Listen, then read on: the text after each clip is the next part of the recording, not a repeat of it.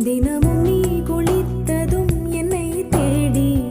என் சேலை நுனியாலும் தலை துடைப்பாயே அது கவிதை திரு